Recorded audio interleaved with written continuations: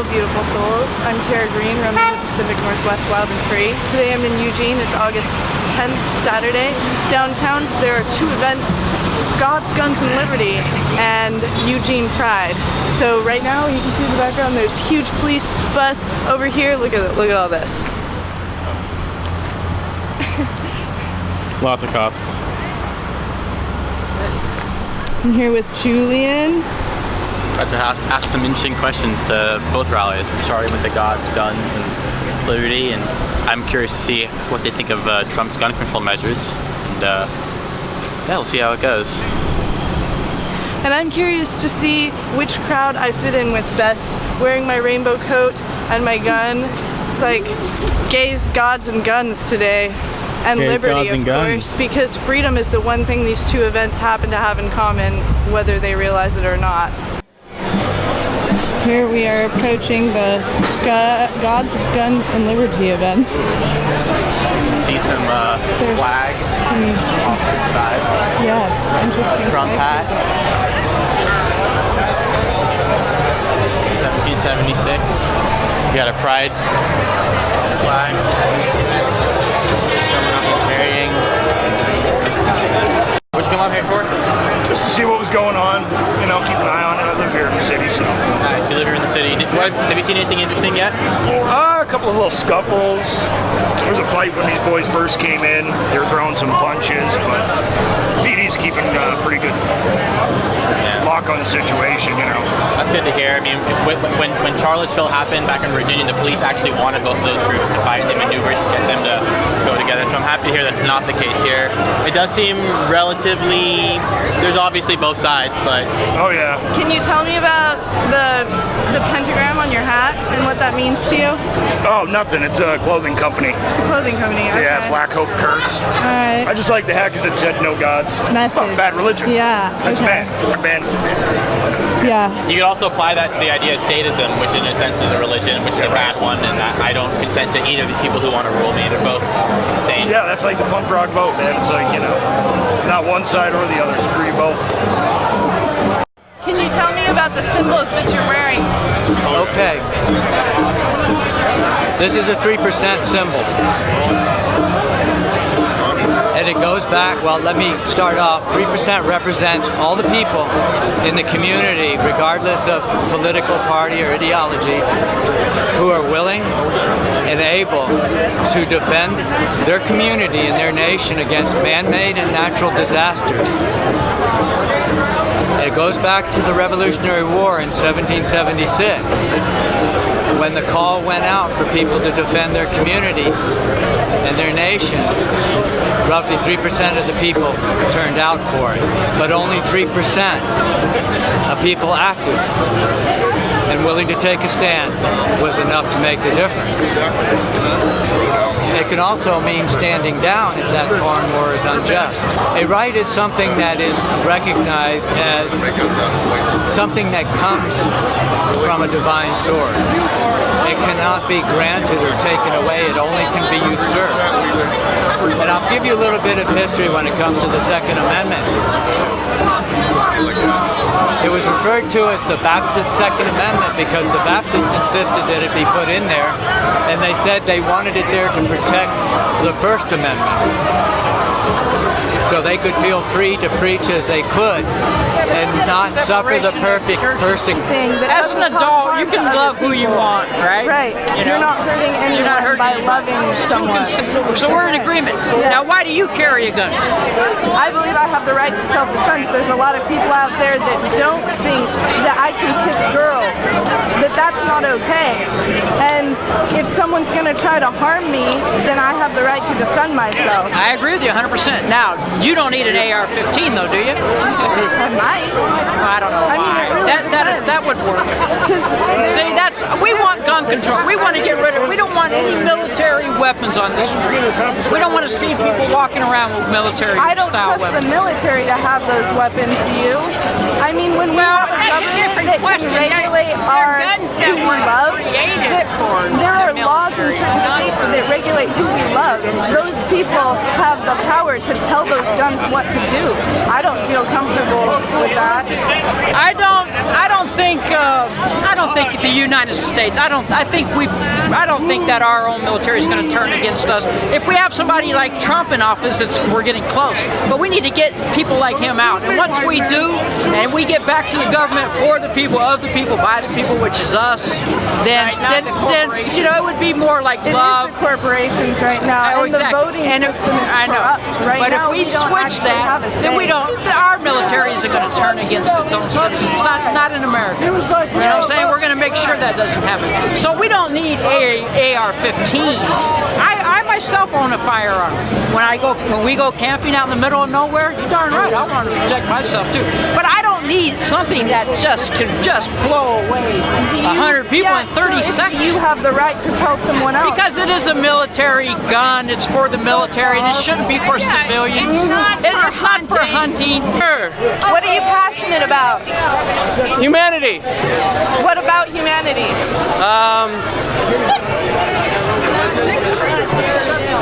We're just backing them up. Oh, I put some clothes on, but I'm not allowed. Compassion as an adaptable human trait. Yeah, compassion. Compassion. Oh, I love compassion. As an adaptation of evolution. Yeah. As empathy as an adaptation of evolution. But compassion includes action.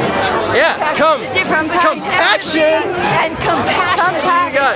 You got compassion and compassion. You gotta act.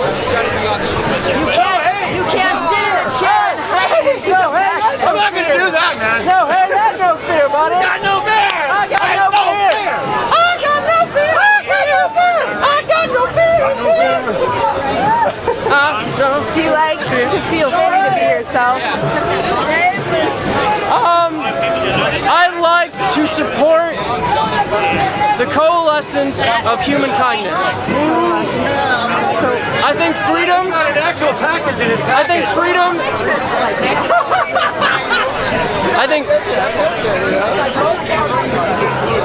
I think freedom has been culturally designed by our current government and governments past to mean something that takes away from the rights of people. What do you think? What do you define a right as? What are people's rights? Maybe not rights, more like necessities. Okay. It takes away. So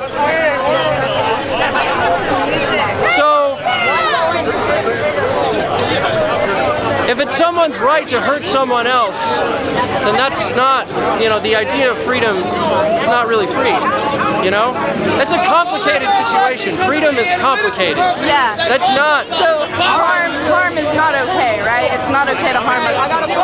Well, life is contextual. Life is contextual to the harm that might be caused to some people or other people. Honestly, I have no absolutes other than I have to try to work with the people I love and to believe that all people are. This is how we do it. Do you know the difference between violence and self-defense? I mean, I know the legal definition between violence and self-defense. Yeah. I don't know that. I'm curious if you can enlighten me on what the government has deemed as illegal. Okay, so I won't be able to quote a legal testimony or But what document. do you define it as? Do you see the difference? Do you see a difference between violence and self-defense? Yes. Well, that's difficult because some people can claim self-defense. Well, I'll give you an example. So, at the last rally on the Harlow Road Bridge, Is that a 500? At the last rally on the Harlow Road Bridge, there was a woman who was protesting who was surrounded by Trump and Proud Boy protesters and supporters rallies. She was surrounded by them, and she punched someone because they were trying to force her to the ground and step on her. I was like right next to her, and she got arrested for that. You could consider that self-defense, but what they were doing wasn't isn't technically legally violence, people shouldn't hurt each other. Huge things that destroys people on the street right now, that allows evil politicians to get their way, is because they're trying to make this solidified rhetoric instead of being consensual and fluid with the needs of the people involved in the situation. To others as you would have them do unto you. Turn your guns and swords into plowshares and make war killing no more. Isaiah 24. Beautiful verse. Why I came here? Yeah. Well, I have been heartbroken at what continues to impact our community. This unfettered violence, and I work in immigrant rights, so I've been for the last several years we've been working on this play. It's called We Are Neighbors, and it tells the stories of immigrants and refugees living in Lane County. And so, I've been standing as an ally in solidarity with immigrants and I basically for human rights. And I work with children. I teach mediation. I teach alternative conflict resolution. So it just is heartbreaking to me that children are being mowed down in schools, in places of public, in churches, and it's humans, not just children, but it's just absolutely the vulnerable are being impacted by this, just unfettered, morbid fascination with guns. So I knew I needed to be here and just at least stand in solidarity with those who are targeted often by gun violence, and so that's why I'm here. Yeah, what you said there is making me think about how immigrants are targeted by gun violence, and mostly the people behind those guns are our government. Yeah. And how that is really sad. That's right. I love your message reminding people to tap into the heart again and treat others as they would want to be treated. And I think focusing on food is huge, and that we all need to be growing food for. Yes, exactly. Going back to the plowshares, right. Exactly, to cultivating food and focusing on being community and Oh, wrong sticker. I have another sticker for you. I guess I'll give you that.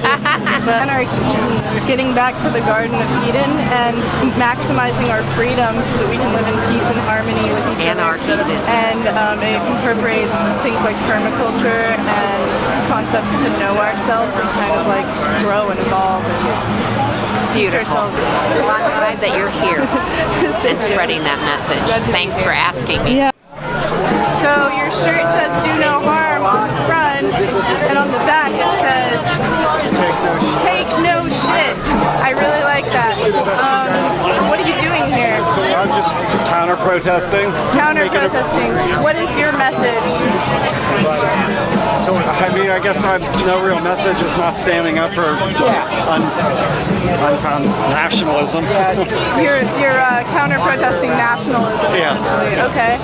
And the message on your shirt, "Do no harm but take no shit." Would you define that as basically what a human right is? Any action is not causing harm but also not taking shit? Yeah.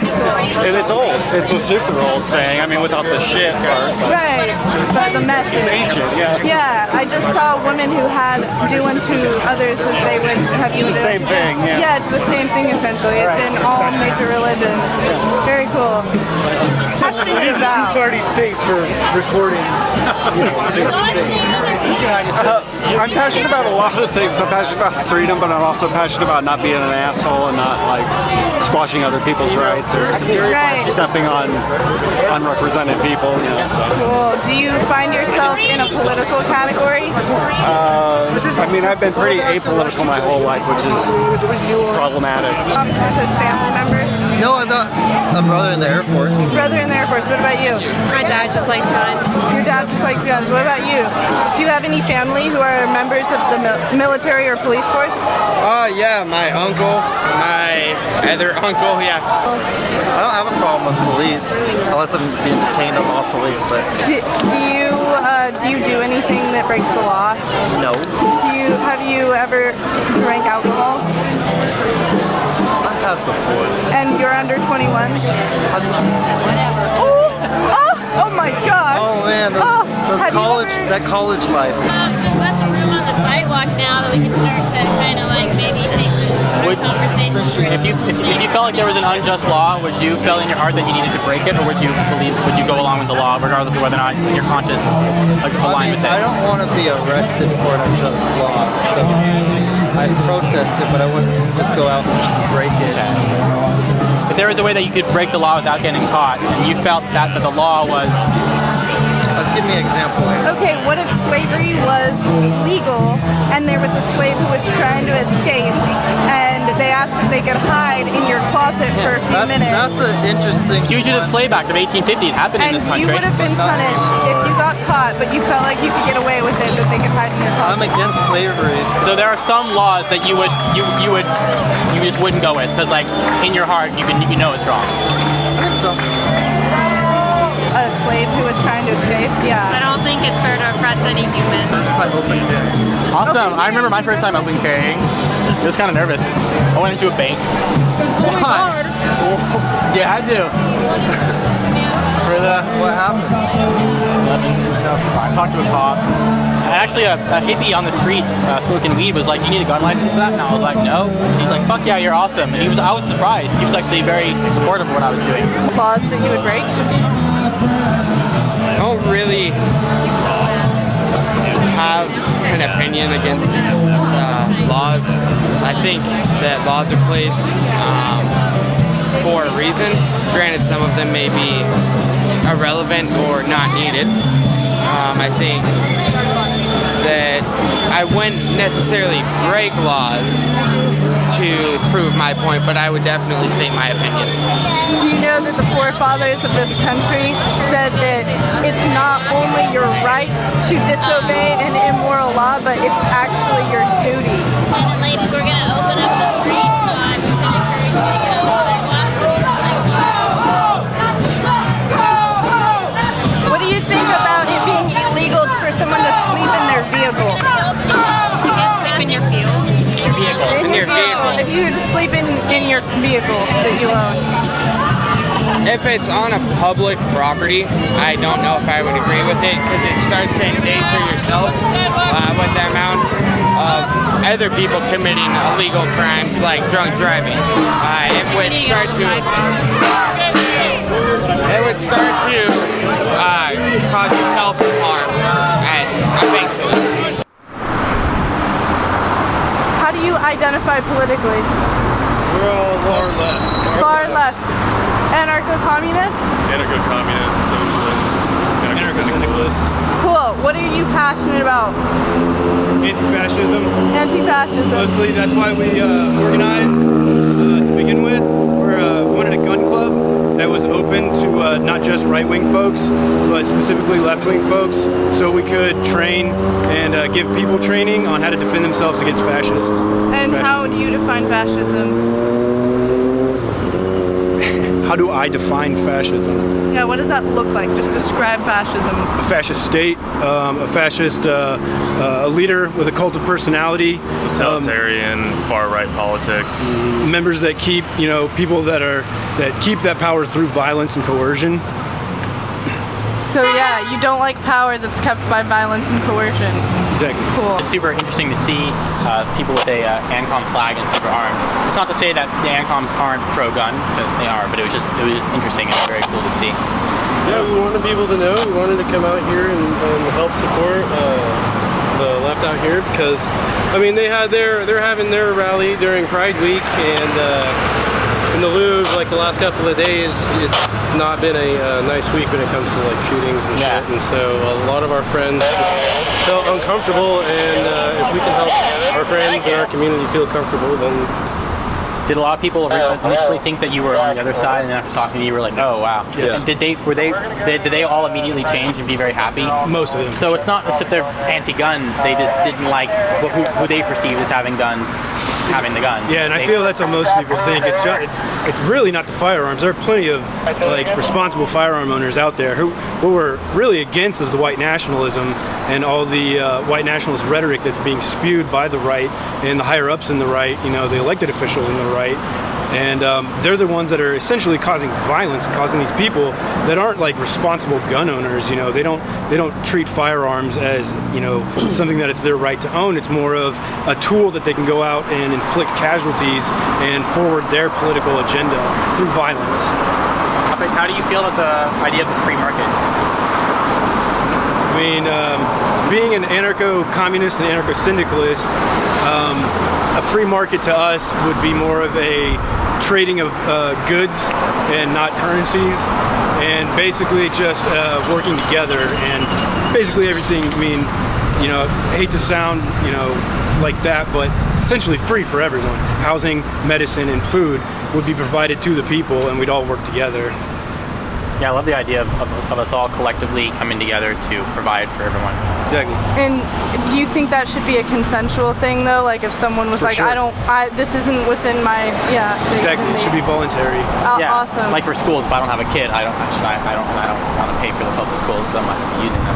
I mean, the idea is that it's a service that's there. There's not necessarily a payment that gets made. I mean, there is a payment in labor, absolutely sure, but ask any teacher, did they become a teacher because they wanted to get rich? What do you think about alternative currencies other than the Federal Reserve? Yeah, other than fiat, printable, inflationary. I mean, I like the concept that Bitcoin has because it's something that is more available. I feel like if it was on a free market, or free market, not capitalist market, it would be more accessible to people, because then you can have you can be farming bitcoins, you can trade it for goods and services. Takes the power out of the state. Yeah, it takes the power out of the state, puts the power of the economy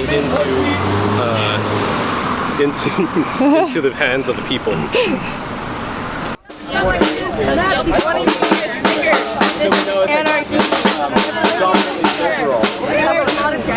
Infringing upon our rights, and this is about getting back to the heart space, using concepts like astrology, things to know ourselves so that we can stop hating each other and getting these crazy conflicts. And well, you should tell them to stop hating. All have They're not hating anybody. They follow us down the street. You are accomplices to mass child abuse. You are accomplices to mass child abuse. You are accomplices to mass child abuse. You are accomplices to mass child abuse. Accomplice to mass child abuse and mass murder. Humans react and everything. Yep, you're on for mass murder. We're all I know you guys are. You have a frequent killer card that you have to fill out for your present dunce.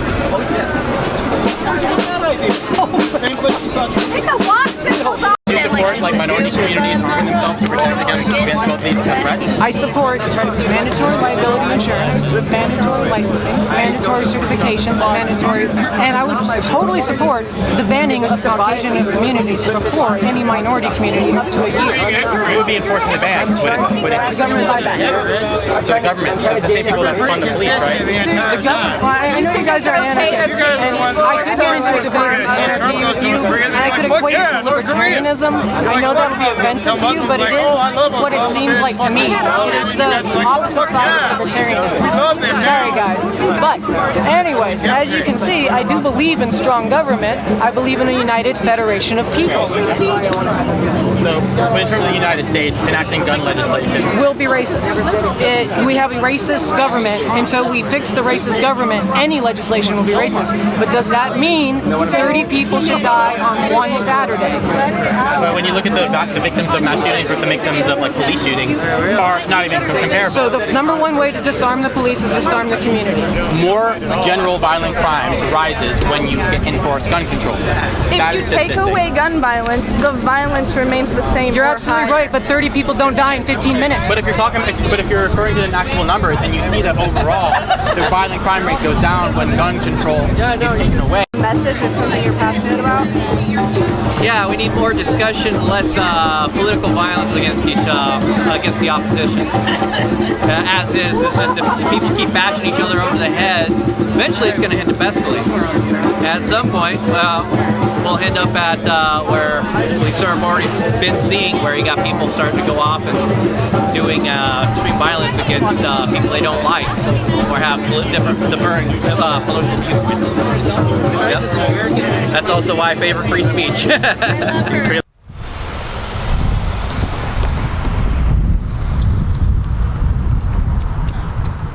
had to make sure I hadn't become a statist, picking up all their weird vibes, so I had to illegally cross some railroad tracks, but I feel better.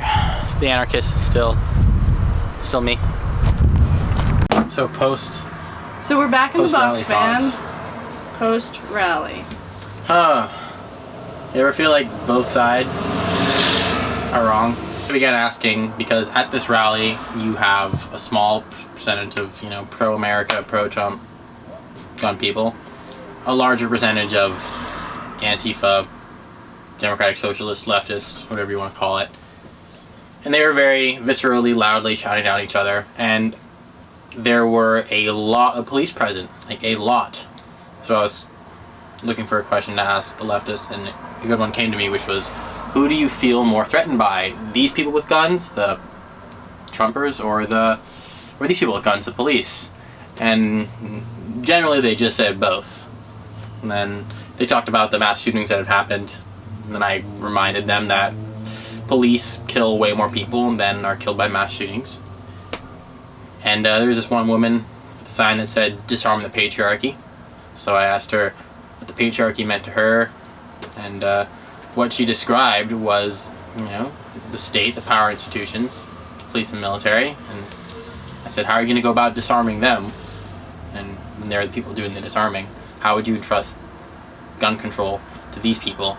And yeah, I shouldn't really have much of an answer because there isn't one. And she kind of was like, well, the answers to these questions are more complicated than not. Yep. I was like, okay, well, got to a point with you where you recognize some of the cognitive dissonance but aren't fully ready to make the jump. One guy we encountered was ex-military. He was, you know, wearing a shirt with Trump and Hillary as like both like zombies, and it was cool. But like, yeah, we both agree they're both bad options. But he was more like on the nihilist side, kind of just like watching the world burn, collapsitarian or something like that. Yeah, he had an inverted pentagram on his hat, and he didn't know what it meant. I asked him, and he was like, "Oh, it's just a clothing brand company. I bought it because it says no gods." I was talking to him for a little while, and he was ex-military, and he was talking about how we should have, you know, it's your right to carry a gun, but we should have some testing done, you know, to make sure that you're competent. In favor of having the police go through some testing because they have been known to shoot you and your dog. Men are hired based on them being somewhat programmable and dumb. Like, if their IQ's too high, they can't be a police officer. Yeah, I was about to say that courts uphold that it's okay to bar high IQ people from being police officers. Imagine that. What I ran into were anarcho-communists who were armed to the teeth. They looked like they were military. Like, it was, I noticed there were these people in full military gear, not full, but, you know, camo, equipment, all the stuff. They had their red and black flag. But I was like, is that a red and black flag? And went up and asked them about it, and sure enough it was. And they were there to protect the counter-protesters. They were there to protect the leftists, as they were self-identified leftists, from the white nationalist, racist, fascist people that were there to support Second Amendment or Trump, some combination of both, which is an oxymoron. But did you meet any self-identifying nationalists? No, I didn't actually. I was actually really hard to talk to any of the people who were there, the original protesters. I talked to this one African-American guy wearing a USA shirt and a gun, and had an interesting conversation with him. But, you know, he began to agree that Trump was sort of enacting gun control, and was like realizing that he might need to look elsewhere for protection for his guns. Yeah, I talked to some people who were on the far right, or whatever you'd want to call them. Oh, cool. And they, I didn't find anyone who self-identified as a white nationalist or anything, but they all seemed so police worshipy. And they just worship the government. If there was, it's like they were trying to talk about like the Constitution and the civil wars that we've had, but they did so in a way that completely ignored the part where we were fighting our own government. Yeah, it's like they completely ignored that part. Like, it's like, you will respect the flag of the country I am stockpiling arms against. Right, and they were like wearing the thin blue line patch. A lot of people wearing that. So yeah. But the armed ANCOMs were interesting because they were part of a local gun club, and apparently they were asked by some of the people who were organizing the Pride, because I'm sure you guys can imagine there is a Pride A Pride event was just a couple blocks away. We actually didn't even make it to the Pride event. There was so many people from Pride at the like gun rally, and it was actually sort of a gathering place in between. It was at the Saturday market, so it was like we just went to the Saturday market and saw both crowds in one place. Yeah, technically the Pride event is still going on. I think I have dealt with enough statists for the day. Be it I leftist actually and kind of want to go there, but we're hungry, so we're gonna go get food. But I'd actually prefer to go there. Funny thing, I went to the rally armed, and I came back unarmed because of agorism. Well, I had my gun. You still have the gun, but you don't have the Right. holster. Yeah, I finally met a really cool person who takes Bitcoin, who's going to custom make me a left-handed holster. And I'll get one of his leather wallets because they're awesome. And I would love to have a wallet bought with crypto. You know, Oh crypto yeah, wallet. crypto bought with, that's so cool. Like, hey, here's my wallet that I bought with crypto. Yeah. That I'd rather be holding, that I hold fiat in, that I don't really even want to use, but I will in the meantime. But Yeah. this wallet was bought with crypto. Bought with crypto, which is what matters. So it kind of sucks. Like I have my phone, so the phone bought with fiat that holds the crypto. The wallet bought with crypto holds the fiat. That is really funny. That's so perfect. Well, if Apple or for my computer and Android for my phone, if they took crypto, I would buy those. So. Right, you would. But that's why I go around to all sorts of vendors and ask them if they take crypto, and most of the time they don't, but occasionally they do, or they're down to, and I show them how. Yeah, and I do that as well, and I also like to talk about barter and trade with them because crypto's cool, but so is bartering, trading, any sort of alternative form of currency. That's the whole point in subverting the system. Okay. Okay. Right, well. Oh, and I also just want to say, like, I talked to a lot of people and had some great conversations too, as much as the discouraging ones were, like, seeing the extremes on either side. The extremes were really depressing and sad, and it's, like, really sad to see people just yelling and shouting over each other, and they're not there to receive any knowledge. They're there to just chant. Like, they're really good at chanting really, like, useless. That was a thing I noticed about the extreme leftists. Yeah, that Nazi scum, go fuck off. And then that's it. And Completely just chant ignoring the chant fact that the Nazis enforced gun control. Well, you're right, yeah. And, like, I didn't see any Nazis at this entire thing. I think so much of it is an illusion. Like, people just, they're like, see somebody with a Make America Great Again, and they're like, okay, all Trump supporters are Nazis or something, and then they just blanket think that, and go around and shout at people, and that sucks. And then on the other hand, yeah, it's a little sad to see the extreme statists on the right who completely worship the government. But I handed out a lot of Eden stickers, and I talked to people about just like what we could be doing with our time that is actually of value, instead of screaming at each other, like growing food forests. And yes, gun rights are important. I'm actually happy about that, and so is pride. Like, those are both very important things. Let's be free, love who we want to love. Yeah, the pro-America people who like worship the founding fathers, but bootlick the police's. Yeah, it's such a. Sure is. The founding fathers were alive today, they would have very low opinions of these, patriotic gun-toting statists, thin blue line supporters make excuse for the police and military. They're a success because I had a lot of good conversations about Anarchy and positive things like how we can actually create change. Guns, gays, and liberty. Thanks for watching. Hope you enjoyed this. Please like and subscribe. Blessed be. Stay wild and free.